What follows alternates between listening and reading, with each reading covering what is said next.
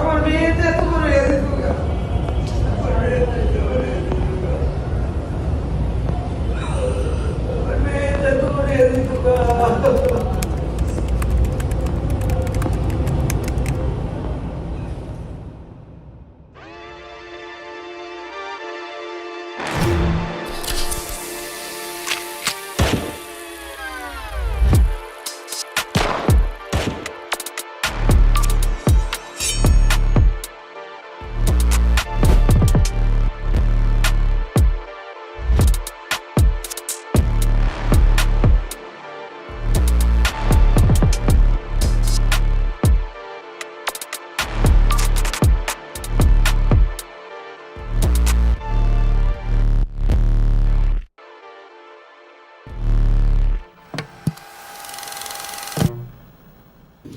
আমি আইন অনুযায়ী সরকারের প্রধানমন্ত্রী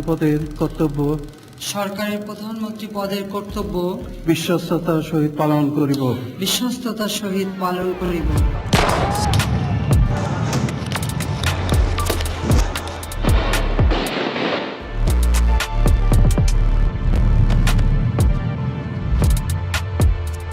আমি সংবিধানের সমর্থন ও নিরাপত্তা বিধান করিব।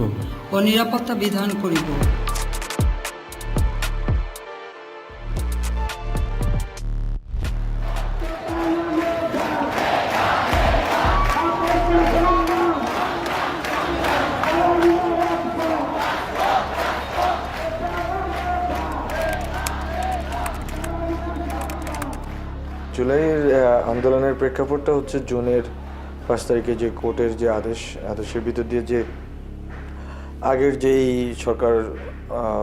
সরকারি যে পরিপত্র ছিল পরিপত্র বাতিল করা, কোর্টের আদেশ, এটার ভিতর দিয়ে বাংলাদেশের হাজারো সিমটম, ফেসিবাদের হাজারো সিমটম প্রকাশ পায়। যে ধরেন আপনার বাংলাদেশের একটা কোর্ট যে আসলে ক্যাঙ্গারু কোর্টের মতো, গণভবনে বসে শেখ হাসিনা যেটা বলতো ওইটাই জাস্ট কোর্ট ওখানে একটা পেপারের মতো লিখে দিত আর কি। তো এটা স্বাভাবিকভাবে শিক্ষার্থীদের ভিতরে ব্যাপক ক্ষোভ তৈরি করে, কারণ আমাদের দেশের বাস্তবতায় বিসিএস বা সরকারি চাকরি এইটা পাবলিক বিশ্ববিদ্যালয়ের শিক্ষার্থীর জন্য বড় একটা লক্ষ্য থাকে। তারপরে আমরা 1 জুলাই থেকে বৈষম্য বিরোধী ছাত্র আন্দোলনের ব্যানারে আন্দোলনটা শুরু করি।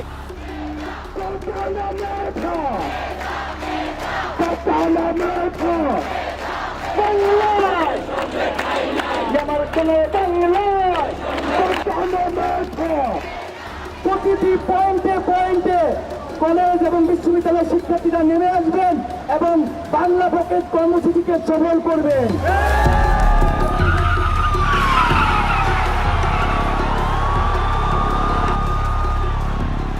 ব্লকেড মিনস কিন্তু অবরোধ, বাট আমরা অবরোধ নামটা ব্যবহার করিনি। তার কারণটা ছিল যে মানুষের মধ্যে যে একটা আতঙ্ক অবরোধের নামে, হরতালের নামে, তো এটাকে আমরা অন্যভাবে রিফ্লেক্ট করার ট্রাই করেছিলাম। আমরা কর্মসূচির দিন প্রচার করেছিলাম যে এই কর্মসূচি এমন কর্মসূচি যার মধ্যে দিয়ে আমরা জনমত তৈরি করব।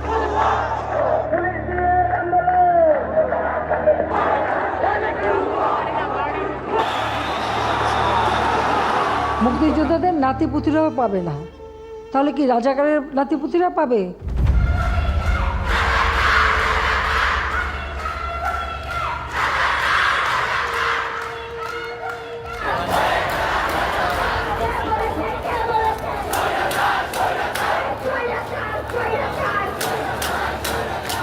আমাদেরকে রাজাকারের নাতিপুতি বলে, তখন কিন্তু ওই অপমান বোধটাই সবার আসলে ট্রিগার্ড হয় এবং সবাই কিন্তু আসলে অপমানিত হয়েছে।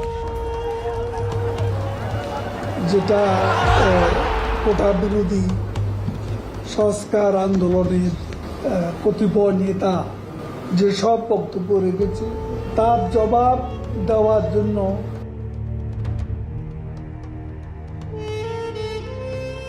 একটি কথা বলতে চাই, আন্দোলন যাবে, আন্দোলন আসবে, বাংলাদেশ ছাত্রলীগ থাকবে।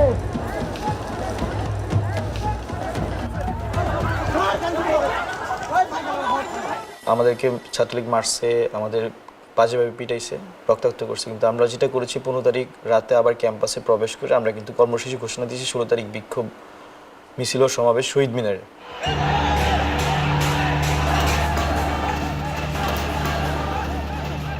শহীদ মিনারে অনেক শিক্ষার্থীরা সেদিন জড়ো হয়।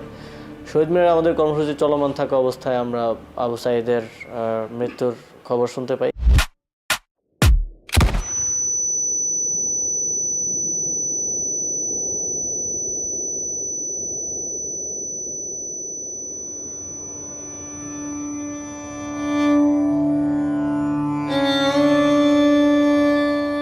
ছাত্রগুলা বুঝেছেন না, গুলি ছাড়বে ধরেছিল, তখন সবাই পালসি গেছে, ওই একাই ছিল।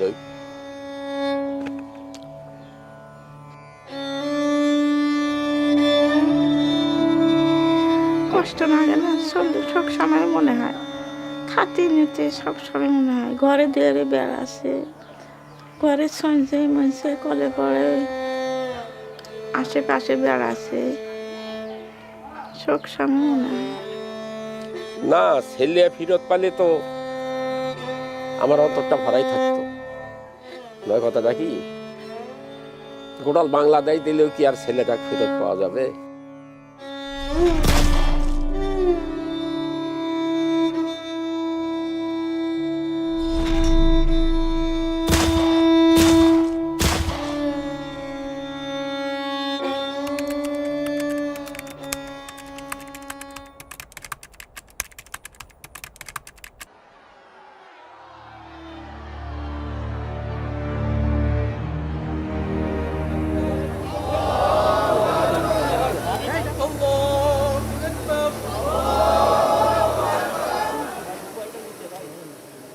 তো জানাজা শেষ হওয়ার সাথে সাথে আমাদের ওই সময়ে কোনিয়া হাসিনার পেটোয়া বাহিনী তারা গুলি করা শুরু করছে।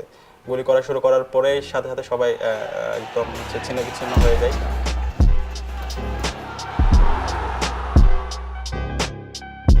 এবং পোলাপাইন আসলে ওই দিন হচ্ছে যে পুরা যুদ্ধংদেহী অবস্থায় আসছে যে ডু অর ডাই, আজকে ছাত্রলীগের ক্যাম্পাস থেকে বের করবে।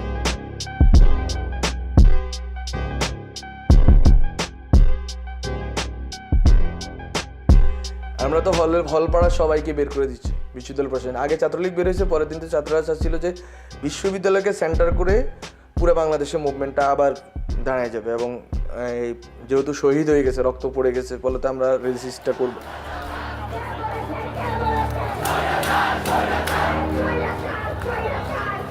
সো যখন আন্দোলনটা বেগবান হচ্ছে, ওই সময়টাই শাহবাগের একদম এক্সেসটা বন্ধ করে দেওয়া হলো, হল থেকে লীগের পেটোয়া বাহিনী সবাইকে বের করে দিল। At that very moment BRAC university বা এই ধরনের যারা কখনোই পূর্বে এত বেশি সক্রিয়ভাবে কোনো আন্দোলনে অংশগ্রহণ করেনি, এই ইউনিভার্সিটিগুলোর স্টুডেন্টরা যখন সামনে এগিয়ে আসলো, তখন এই জিনিসটা আসলে হাসিনার সরকার আসলে ফোর্সই করতে পারেনি। প্রাইভেট ইউনিভার্সিটিগুলোর কনসেন্ট্রেশন যেখানে, ওখানে লড়াইটা বেশি হয়েছে। যেমন আপনি রামপুরা বাড্ডার ওখানে ইস্ট ওয়েস্ট ব্র্যাকের লড়াইটা হয়েছে। তারপর উত্তরাতে যেখানে প্রাইভেট ইউনিভার্সিটি বা বিশেষ করে কলেজগুলো, স্কুল কলেজগুলো, ওখানে লড়াইটা হয়েছে।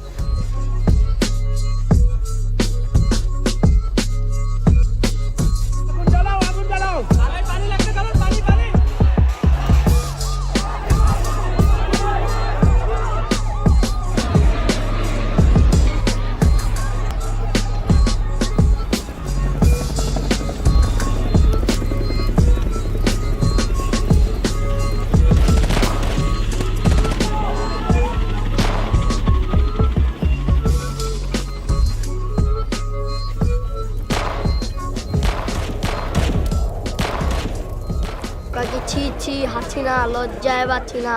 মনে করো রবার্ট বুলি আছে না, রবার্ট বুলি খালি ছিটটা জায়গায় লাগছে। তো ওই সময়ের একটা ঘটনা, যে একটা টিয়ার সেল মাদ্রাসার সামনে, মসজিদের সামনে এসে পড়ে, ধোঁয়া উঠতেছে। আমি দৌড়ে গিয়ে সে টিয়ার সেল নিয়ে আবার উল্টা দিকে তাদের সরে মারি। যদিও টিয়ার সেলটা বেশি দূর যায়নি, কিন্তু মানে আমার সাহস এমন মানে বেড়ে গেছে যে তারা আমাদের দিকে মারবে, মুসল্লিদের দিকে মারবে, আমরা এভাবে বসে থাকবো, এটা হতে পারে না।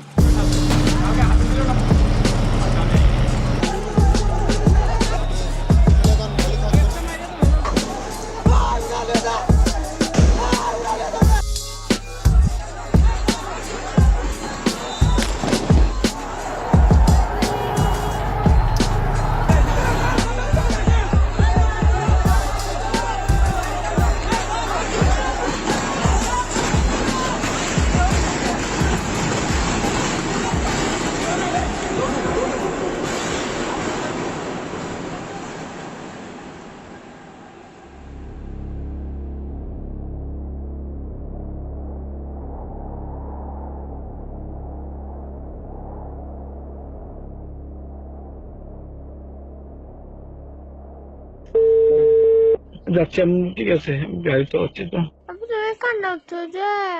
হ্যালো, আমি ওনার মিসেস বলতেছি। জড়িত না?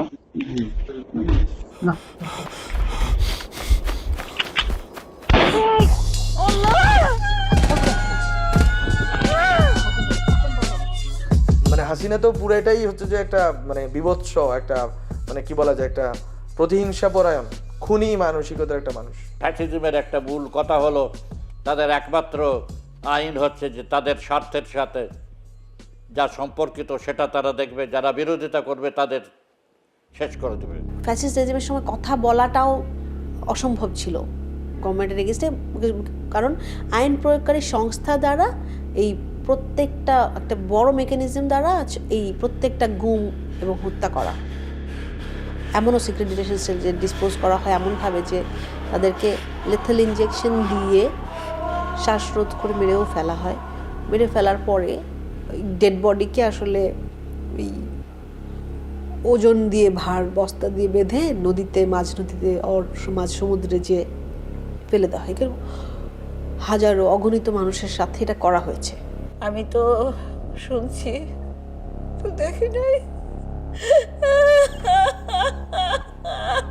আমি আর পারি না ও আব্বা, আপনারা আমার একটু শান্তি করে দেন না ও আব্বা, আমার একটু শান্তি করে দেন আব্বা। আওয়ামী লীগ এটা করতে পেরেছে কারণ যে কোনো ধরনের ভয়ঙ্করতম অপরাধ করার মতো মাইন্ডসেট আওয়ামী লীগ নেত্রীর এবং তার অনুগতদের ছিল। ফ্যাসিস্ট ভূমিকাটার মধ্যে তো আওয়ামী লীগ ছিলই, সে গণজাগরণ মঞ্চ বা শাহবাগকে ব্যবহার করছে, সেটা বলতে পারি আমরা।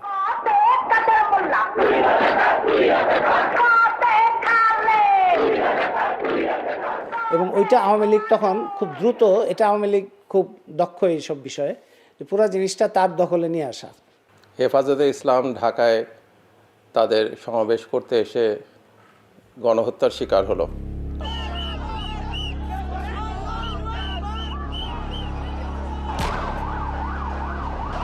আমরা আমাদের ফ্যাক্ট ফাইন্ডিংয়ের মাধ্যমে জানতে পারলাম যে সেখানে মারা গেছে অনেকেই, সেই তথ্য আমরা দিলাম।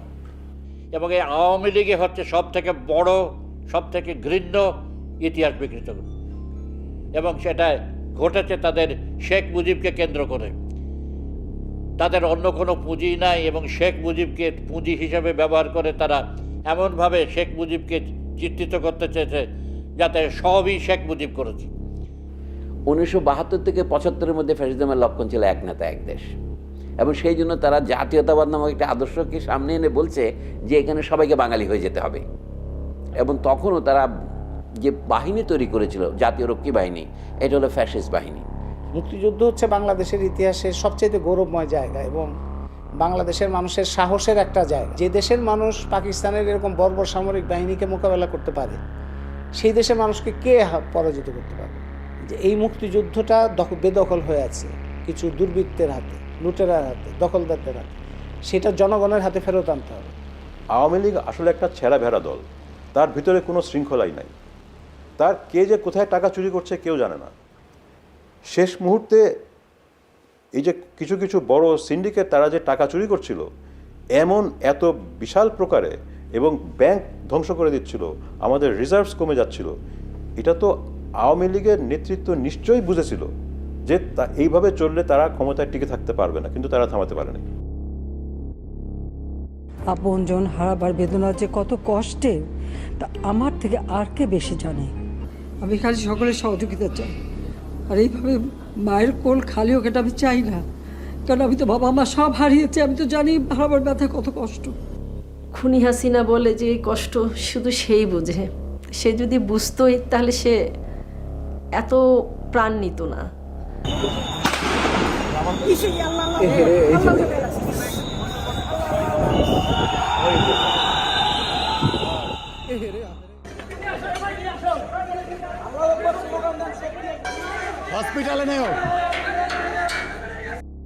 আমার ছেলেকে দেখলাম রেখে গেল একটা পায়ের উপরে, অনেকক্ষণ পর 30-35 জন এপিবিএন পুলিশ কর্মকর্তা, 2 জনকে 1 জন ছিল, যার নেতৃত্বে এটা হচ্ছিল।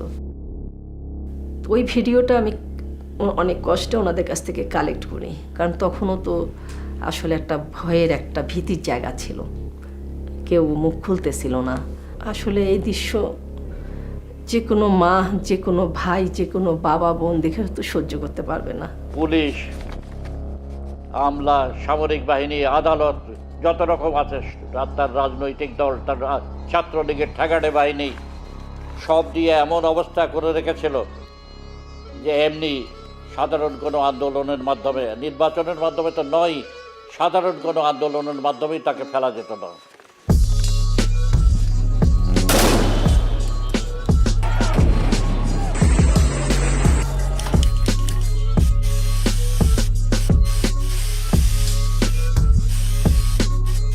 আমি দেখলাম যে আমারই বন্ধু এখানে এই আজিমপুর এলাকায়, তারপরে হচ্ছে গিয়ে ধানমন্ডির ওইদিকে একজনের কাঁধের এখান দিয়ে গুলি গেছে, আরেকজনের পায়ে স্প্লিন্টার লাগছে। এখন যদি আমরা না বলি কিছু, আমরা যদি এখন না কি, তাহলে আঁকাআঁকি করার কোনো মানেই নাই। মানুষ তার ভাষাটাই বলা শুরু করছে, কারো আদো আদো হাতে লেখছে, কেউ হচ্ছে যে হয়তো পারতো আঁকতে পারতো তারা আঁকছে, কেউ হয়তো বুঝতে পারছে, ফেসবুকে কিছু কিছু হয়তো ন্যারেটিভ, কিছু কিছু হয়তো ইউটিউবে কিছু ন্যারেটিভ চড়াইছে, ওই কথাগুলো লিখে দিচ্ছে দেয়ালে।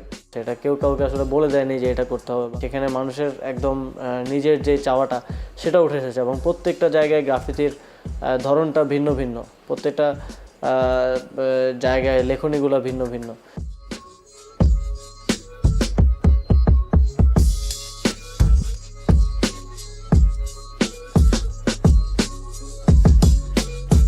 একদিকে একটা প্রবল নিপীড়ক ক্ষমতাকে তো আপনি সরাসরি আক্রমণ করতে পারছেন না, তারা অস্ত্র নিয়ে আসছে, গুলি নিয়ে আসছে, পেশি শক্তি নিয়ে আসছে, আপনি তাকে কিভাবে প্রতিরোধ করবেন? তো আপনার কাছে তো ভাষাটাই রয়েছে, তো ওই ভাষার লিখিত, কথ্য এবং চিত্রিত রূপ আমরা গণ অভ্যুত্থানে দেখেছি। সবার মধ্যে একটা ক্ষোভ যে আমাদের ভাই মারা গেছে, আমাদের বোন মারা যাইতেছে, আরও মারা যাইতেছে, সবাইকে গ্রেফতার করতেছে, শিল্পী গ্রেফতার হইতেছে, মানে তখন আবার হান্নানও গ্রেফতার হয়েছে আন্দোলনের সময়। তো তখন এই যে পুলিশের বা এই আওয়ামী লীগের দানবীয় যারা গুন্ডা বাহিনী, তাদের যে এই অত্যাচার, এইটার মধ্য দিয়ে আসলে প্রকাশ পাইছে যে মানে মানুষ একটা মানে দানবের কোল ঘেঁষে আছে, মানে কোলের মধ্যে জনতা রয়ে গেছে, রাষ্ট্র আর রাষ্ট্র হয়ে উঠতে পারে নাই।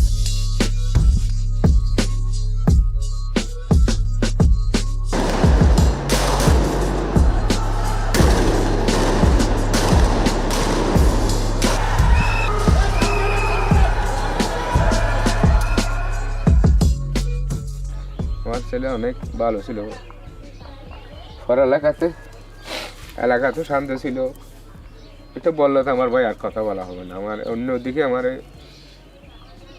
প্রশ্ন করতে পারে। আমার মনে হয় না মানে মরে গেছে, সেটা মনে হয় না, মনে হয় এখনো চট্টগ্রামে আছে, আসবে এরকম। এই পৃথিবীটা যদি বিক্রি করা লাগতো, আমি ওনার মৃত্যুর আগে জনের আগে চলে আসতাম। 6 ঘন্টা লাগাতে না মাত্র সৌদি আরব আসতাম। আমার একামাটা না থাকার কারণে আমি ছেলের জনের আগে পাইনি।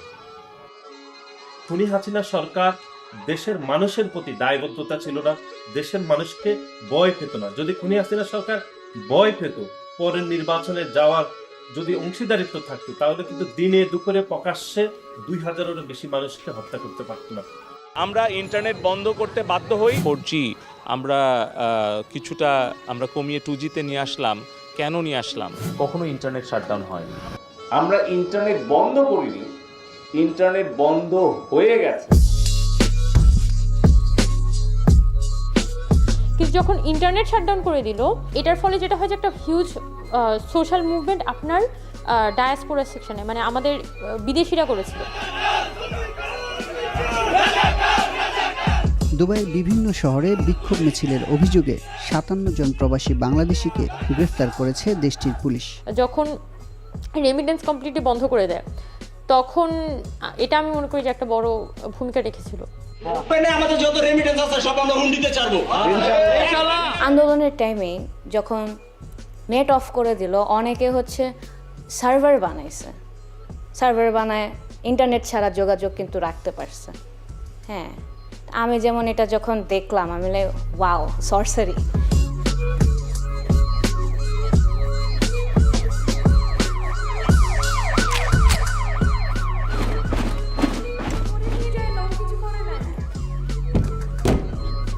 মানে আমার দরজায় অনেক হচ্ছে লাথির আওয়াজ, আমি অনেক ভয় পেয়ে যাই ওই টাইমে। পরে ধাম করে দেখে হচ্ছে আমার দরজা ভাঙা হয়। দরজা ভাঙার পর ভিতরে ঢুকে 4-5 জনের মতো ভিতরে ঢোকার পর আমার উপরে গান তাক করার পর আমার উপরে একটি ফায়ার করা হয়। তখন আমি চিৎকার করে উঠছি, তখন ওরা আমার মাথায় পিস্তল ধরে বললো এখন 144 ধারা চলছে, আপনাকে এখানেই আমরা মেরে রেখে যাব, একটাও সাউন্ড করবেন না, একটাও চিৎকার করবেন না। This was the last blow Hasina, যেটা এই জনগণ এবং একটা ক্যাটাগরি আকারে পুরো বাংলাদেশে তাদেরকে গ্রেপ্তার করে। ব্লক রেড যেটা শুরু হয়েছে, 10,000 স্টুডেন্টকে আপনি মানে উইদিন 2 or 3 ডেজের ভিতরে আপনি গ্রেপ্তার করে ফেলবেন।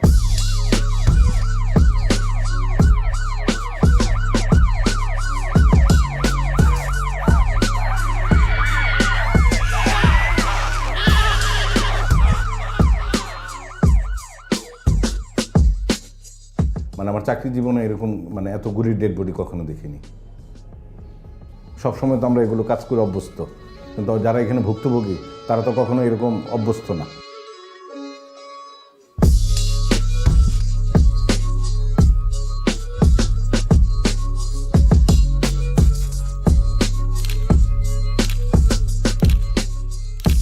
দেখলাম যে একটা লাশ বের করতেছে, পাটা খোলা। তো পাটা হচ্ছে বাচ্চার পা। আমি দেখে খেয়াল করলাম যে এটা বাচ্চার একটা পা। তো আমি ছবি তুলতেছি, ছবি তোলার পর সে আমাকে বলে যে আপনি ছবি তুলছেন কেন? মানে আমার মেয়েকে যদি আপনি ফিরিয়ে দিতে পারেন তাহলে আপনি ছবি তুলেন, না আমার মেয়ের ছবি তুলেন না আপনি। তো ওনার সাথে আসলে আমি কথা বলার সাহস পাচ্ছিলাম না। পরে ওর একটা লোক ওনার সাথে আসছে, ওনাকে আমি জিজ্ঞেস করলাম ভাই আপনার কি হন, কি ঘটনা? তখন বললো যে ওর নাম হচ্ছে রিয়াগো, ও সাদে খেলা করতে গেছিল, তখন ওর মাথায় গুলি লাগছে।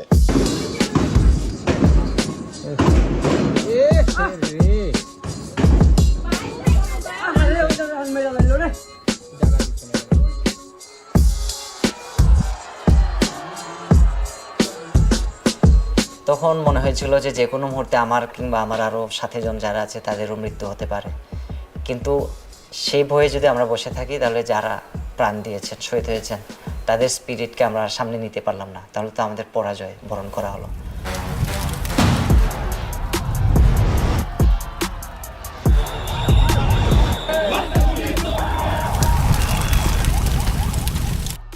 তো গণস্বাস্থ্য ওইখানেও পুলিশ ঝামেলা করে আমাকে থাকতে, যাতে আমাকে বের করে দেওয়া, এই ধরনের চাপ তৈরি করে। হাসপাতালে একটা পর্যায়ে আমাকে লুকায় রাখা হয়, বলা হয় যে আমাকে ছেড়ে দেওয়া হয়েছে। তো ওইখানেও পরে গোয়েন্দা সংস্থার লোকেরা আসে এবং আমাকে খুঁজে বের করে এবং পুরাটা জিম্মি করে রাখে। পরে একটা পর্যায়ে ওখান থেকে একটা সংবাদ সম্মেলন করায় আমাকে দিয়ে, যাতে স্থগিতের ঘোষণা যাতে আসে। তো যেদিন কোটার প্রজ্ঞাপনটা সরকার দেয়, কোর্টের রায়ের 2 দিন বা 1 দিন পরে, তো সেদিন মিডিয়ার সামনে আমরা বলি যে না, আন্দোলন চলমান থাকবে, এই কোটা সংস্কারের এই প্রজ্ঞাপন আমরা মানতেছি না। তো তারপরে সেদিনই বলে দেয় যে এটা আমাদের লাস্ট চান্স ছিল, যেহেতু তারা এখন আমাদের আর কোনো সিকিউরিটি দিবে না, আমাদের লাইফ থ্রেট হবে। তো এরপরে হাসপাতাল থেকে ডিবি অফিসে নিয়ে যায়।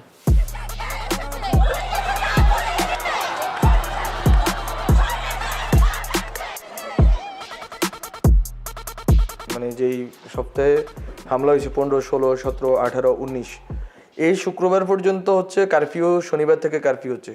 এই শনিবারের কারফিউ থেকে একটা সপ্তাহ গেছে, পরের সপ্তাহ হচ্ছে ডিবিতে ছাত্র সমন্বয়করা আছে 2টা সপ্তাহ। এরপরের শনিবারে তো যে 3রা আগস্ট আমরা যে মানে 1 দফা ঘোষণা করলাম। এই 2টা সপ্তাহ জনগণের লড়াইয়ের সপ্তাহ।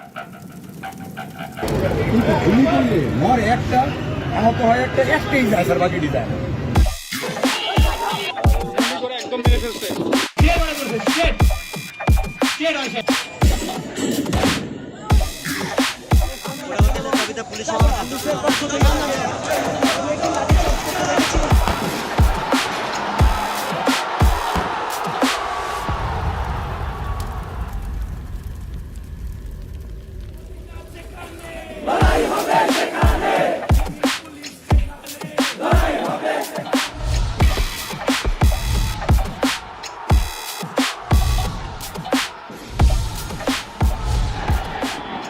ওদের মিছিল পুরোই আগুন।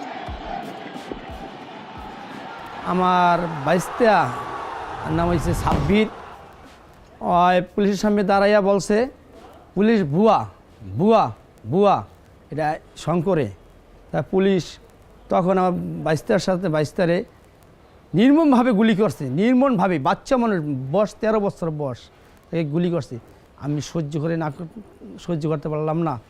তখন আমি আমার যত শ্রমিক ভাইরা ছিল তাদেরকে নিয়ে আমরা পুরো রাস্তা নেমে গেছি।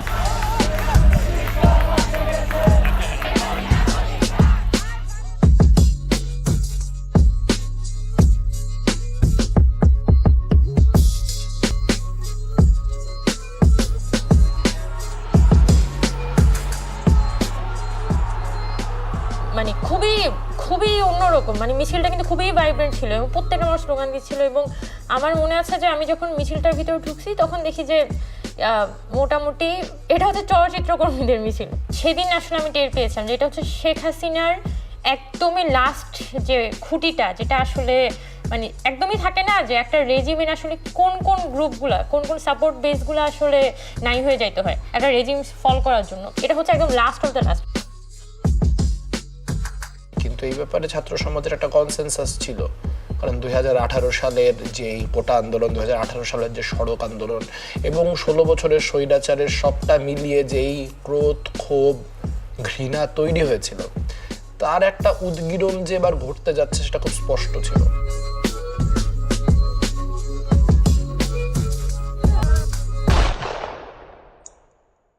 পরে 3 আগস্টের আগে আর কি, 3 আগস্টের আগে আবার শহীদ মিনার হয়ে আমরা আবার ঢাকা বিশ্ববিদ্যালয়ে ব্যাক করলাম। ওই দিনে আমরা বলছি যে আমরা ব্যাক করছি, আর কেউ ব্যাক করতে পারবে না। আর এটা আর কি, এটা লাস্ট এন্ড গেম হাসিনার জন্য। এবং এক দফা ঘোষণার পরে আসলে আর কোনো কিছু বাকি না। আমাদের উদ্দেশ্য তো ছিল এক দফার দিকে নিয়ে যাওয়া। ঠিক আমি বলবো সেদিন থেকে, যেদিন আবু সাইদ মারা যায়, আমাদের এক দফাটি হলো শেখ হাসিনা সহ এই সরকারের পতন এবং চাকরিবাদের ছিল।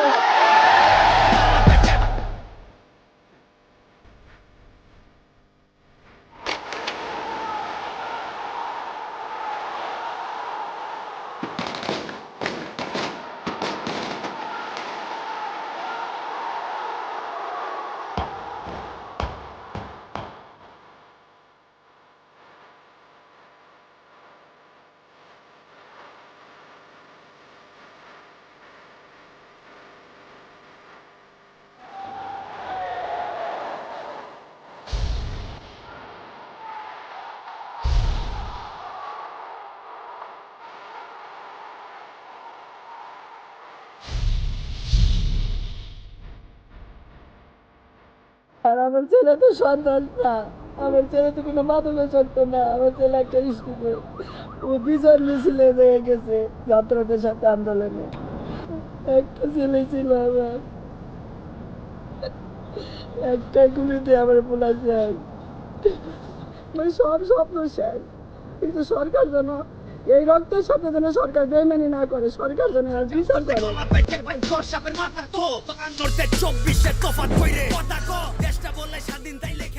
3 রাস্তার মোড় থেকে হাঁসের ডিমটা নিয়ে আসতো, 2টা ডিম আনতো। দুটোটাই আমি তুই বাবু তুমি একটা খাও বাবা, না না বা আমি খাই, তুমি আর কদিন বাঁচবা। দেখেন তো তুমি আর কদিন বাঁচবা, তুই তো গেলি যাবে না, আর তুই তো গেলি গা। আমি আমার ছেলে নিরীহ ছেলেটা কেন মারা হইবে বিচার চাইবে।